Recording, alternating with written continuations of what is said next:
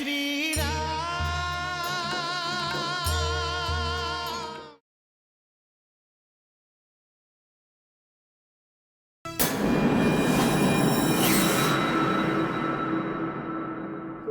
চাই, হে লঙ্কেশ্বর বিচার চাই, লঙ্কেশ্বর আমার বিচার চাই।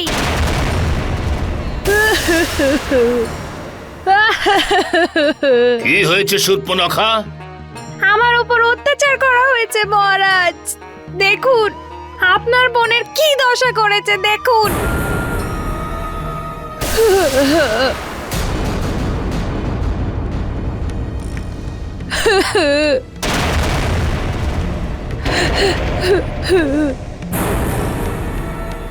এই তোমার নাকের উপরে ক্ষত কেন?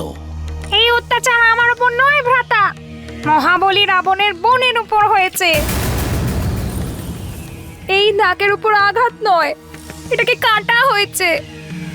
এটা শূর্পণখার নাক নয়, বরং দশানন রাবণের নাক কাটা হয়েছে। কে সেই দুষ্ট? কার এত বড় দুঃসাহস? কে সেই ব্যক্তি যে তার মৃত্যুকে আমন্ত্রণ জানাতে চাইছে? বলো বোন শূর্পণখা, রাবণ খুব শীঘ্রই তাকে যমলোক পাঠিয়ে দেবে। মহারাজ, যদি আপনার আজ্ঞা থাকে তাহলে শূর্পণখাকে কিছু জিজ্ঞাসা করতে চাই। অবশ্যই বিভীষণ। বোন শূর্পণখা, তুমি আমাকে এটা বলো, এইসব কি করে হলো? ওই দুরাচারী তোমার উপর প্রহার কেন করলো? আর সে কে? ভ্রাতা বিভীষণ, ও একটা মানব। মানব? মানব? কিন্তু সেই মানবকে তুমি পেলে কোথায়? দণ্ডকারণ্যে। তুমি কি খর আর দূষণের সঙ্গে দেখা করতে গিয়েছিলে? না, কিন্তু কিন্তু শূর্পণখা, খর এবং দূষণ ভ্রাতাদেরও মেরে ফেলেছে।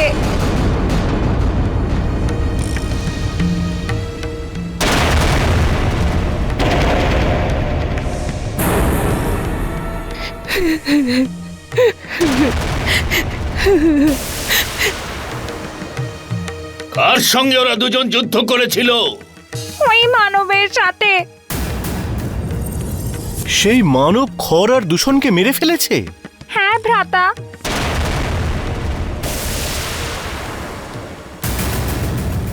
আমি বিশ্বাস করতে পারছি না।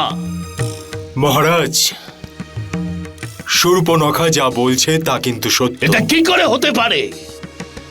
অবশ্যই সে মানব নয়।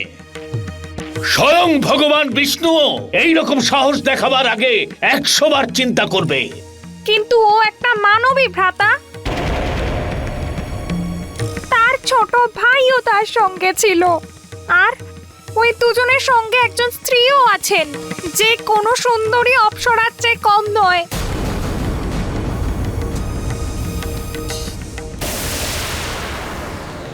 ওকে দেখতেই আমার মনে হলো এমন একজন সুন্দর স্ত্রী আমার ভ্রাতার বিশাল রাজপ্রাসাদে শোভা হওয়া উচিত।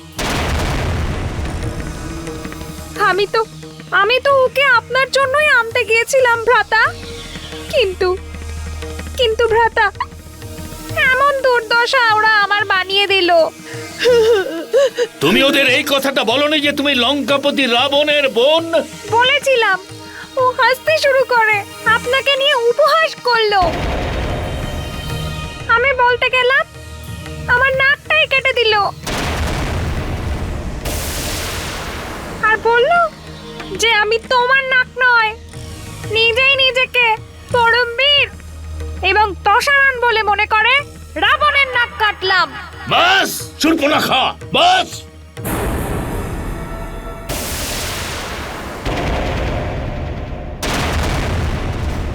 ওরা আপনার বীরত্বকে আঘাত করেছে ভ্রাতা, বীরত্বকে।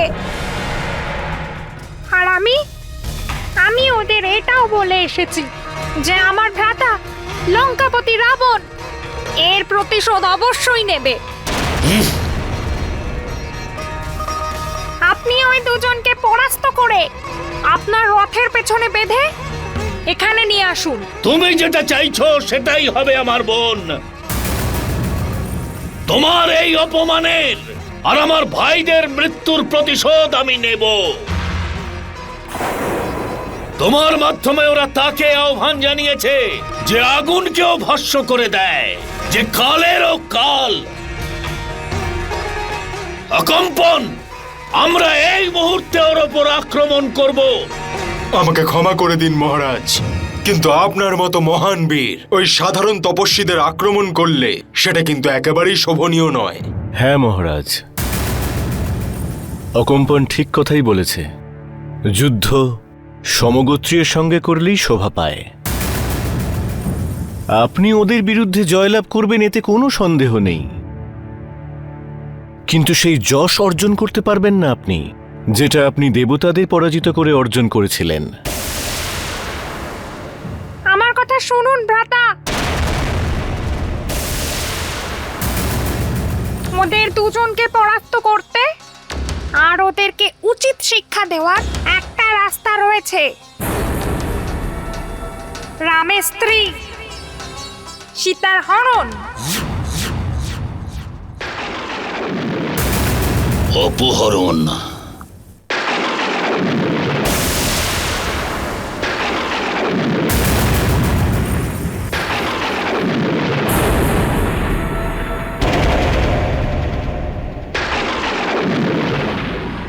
মহারাজ, আপনার বোন শূর্পণখা ঠিকই বলছেন। স্ত্রীকে অপমানিত করাতে রাম বিরহে অপমানে তার কর্মদোষে খুব শীঘ্রই মৃত্যুকে লাভ করবে। সীতাকে ওর থেকে ছিনিয়ে নিয়ে আপনি রানী বানিয়ে নিন ভ্রাতা। তবে ওর অহংকার চূর্ণ হবে আর আমার মন হবে শান্ত। তুমি তোমার মহলে চলে যাও বোন। তুমি যেই রকমটা চাইছো ঠিক সেই রকমই হবে। ক্ষমা করবেন মহারাজ, আপনি সেই কার্য করতে চলেছেন যাতে আপনার উজ্জ্বল কীর্তি কলঙ্কিত হয়ে যাবে। আপনি ঘোরতর তপস্যা করে ধর্মের পথে চলে যে শক্তি অর্জন করেছেন তার প্রয়োগ অধর্মের জন্য করবেন না। বিভীষণ, ধর্ম আর অধর্মের বিচার শক্তিহীনেরা করে, আর শক্তিশালী যেটা করে সেটাই হলো ধর্ম।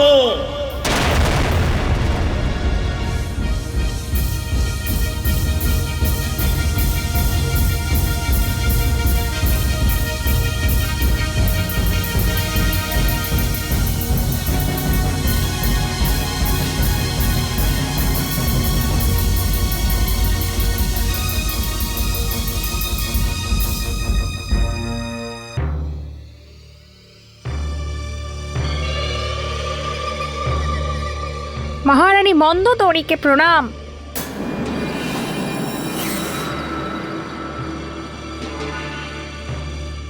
আপনি আমাকে ডেকেছেন?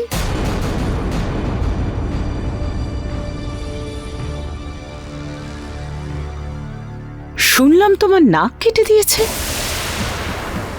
তুমি অবশ্যই ওদের সাথে কোনো খারাপ ব্যবহার করেছো। সেই জন্য আপনি আমাকে দোষ দিচ্ছেন? কারণ আমি জানি তোমার কর্ম আর কথনে অনেক পার্থক্য আছে। আপনি আমার অপমান করছেন।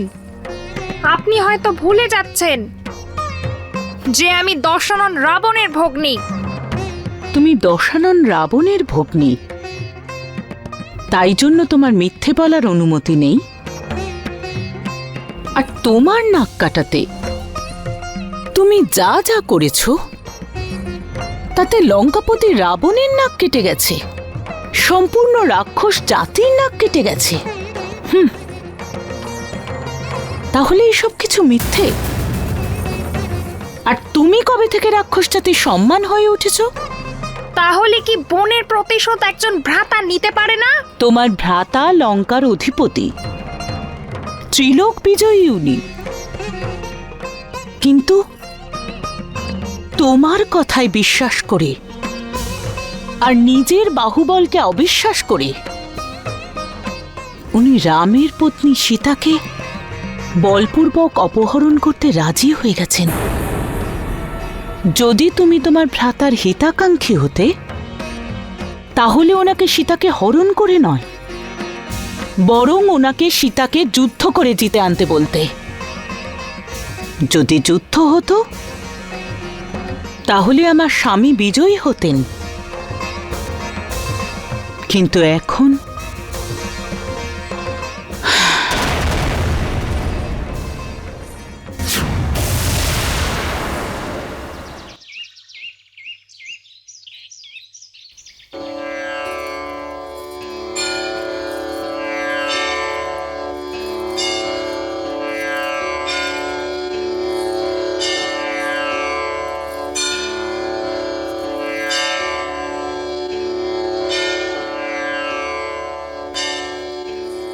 স্বামী, একটা কথা বলি।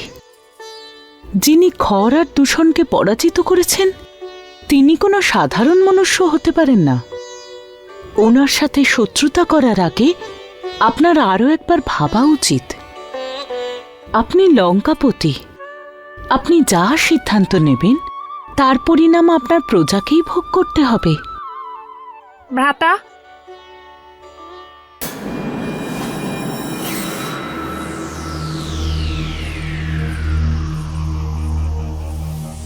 সব স্ত্রীর মন এইরকমই ছোট হয়। নিজের স্বামীর ভালোবাসাকে অন্য স্ত্রীর ভালোবাসার সাথে সে ভাগ করতে চায় না।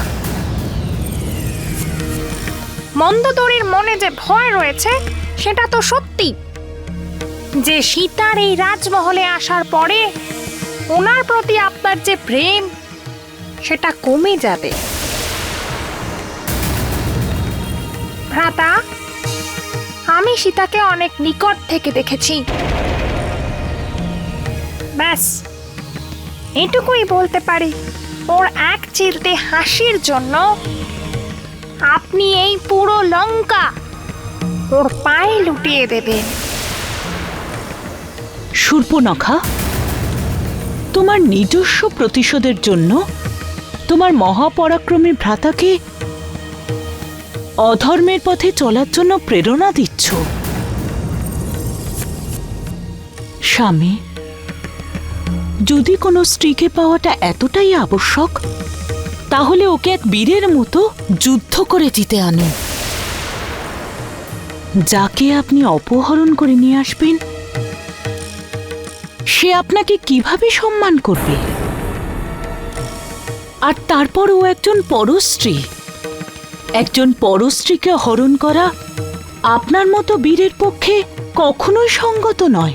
মহারানী মন্দোদরী, ধর্মের মধ্যেও অনেক পার্থক্য থাকে। যদি কোনো সাধারণ পুরুষ কারোর সম্পত্তি হরণ করে, সেটাকে অপরাধ বলা হয়।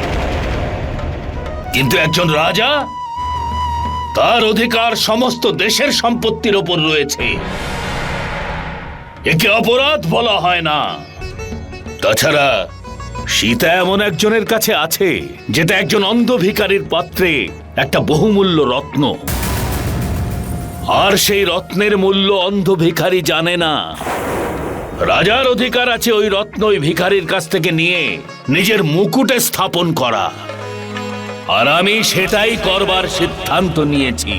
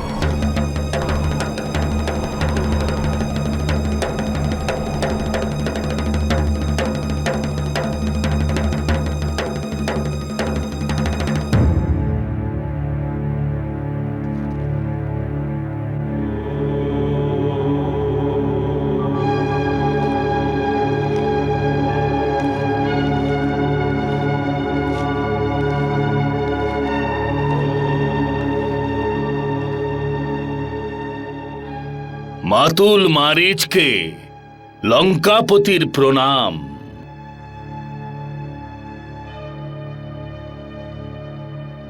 লঙ্কেশ, তুমি এখানে? প্রণাম। প্রণাম। এসো এসো, আসন গ্রহণ করো।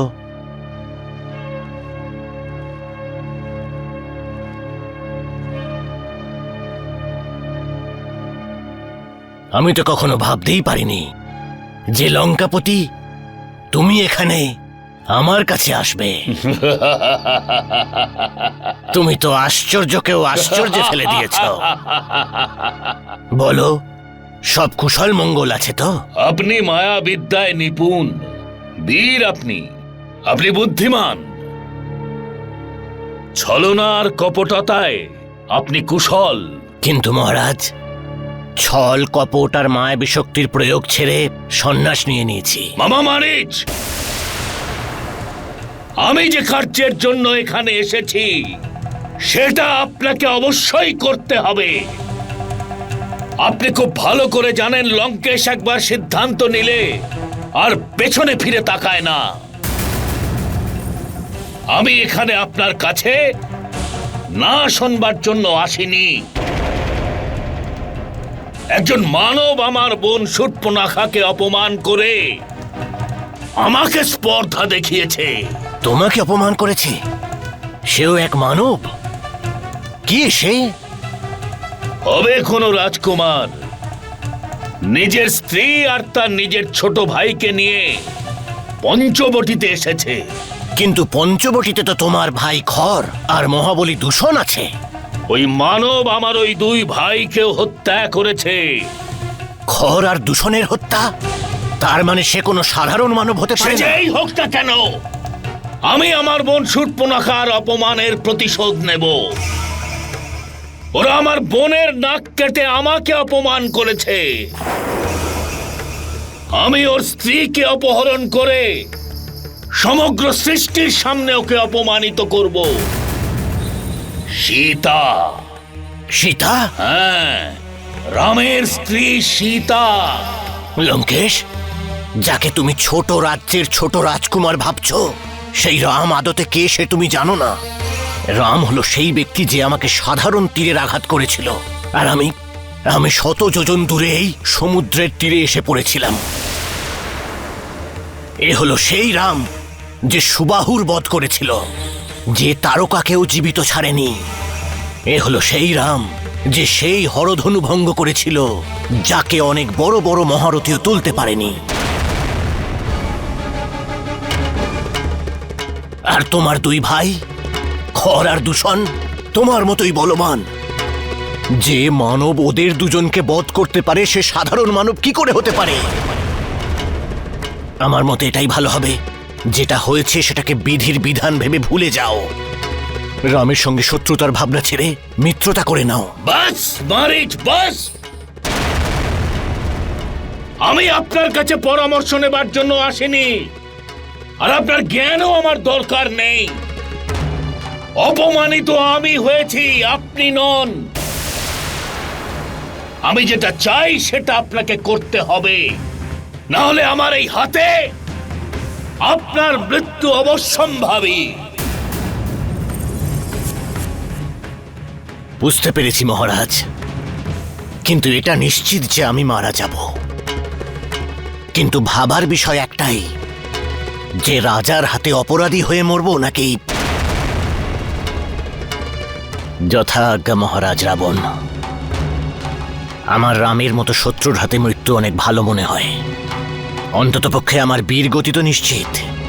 চলো, মারিচ তোমার আজ্ঞার পালন করবে।